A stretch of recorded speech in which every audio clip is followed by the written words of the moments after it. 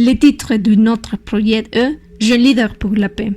Le projet Jeunes leaders pour la paix est une initiative créée par des jeunes étudiants universitaires et récemment diplômés qui donnent des formations sur des compétences transversales ou soft skills à des jeunes ex-combattants qui ont entre 18 et 35 ans et qui sont en cours de réintégration à la vie en société.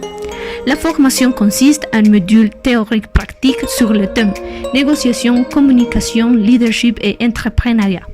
La durée de la formation est de 4 jours plus un suivi avec les participants. Les participants reçoivent un livret pour approfondir sur le thème et faire des exercices après la formation. Ils vont obtenir aussi des contenus pédagogiques multimédia pour continuer l'apprentissage des compétences transversales. Précédemment, on était fait 2 formations en 2020 avec des jeunes ex-combattants. La première a été faite à Santander de Quilichao et la deuxième à Quibdó. Les résultats ont été positifs. La majorité des participants ont appris des compétences nouvelles qu'ils trouvent pertinentes pour leur vie.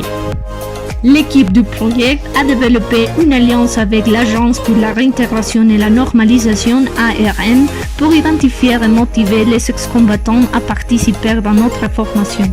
Additionnellement, en 2020, le projet a été en contact avec la mission de vérification des Nations Unies en Colombie, le Service national d'apprentissage et le secrétariat du gouvernement de Santander de Quilichao pour avoir des présentations des opportunités pour les jeunes ex-combattants dans les territoires. Actuellement, l'équipe du projet veut réaliser des formations dans les départements de Putumayo et Cauca avec des hommes et des femmes ex-combattants qui sont engagés à la construction de la paix en Colombie.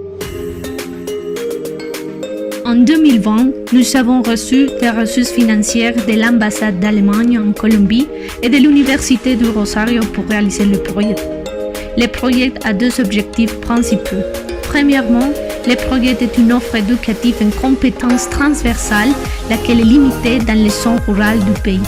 Ces compétences sont pertinentes pour le bon développement de la vie en société, pour s'exprimer et bien communiquer, ainsi que pour obtenir de la confiance en soi. Additionnellement, le projet rassemble 2 parties de la jeunesse colombienne, lesquelles viennent de contextes différents et à travers du dialogue changent des idées et stéréotypes qu'ils sont l'un envers l'autre. Ainsi, nous pouvons être capables de construire ensemble un pays inclusif.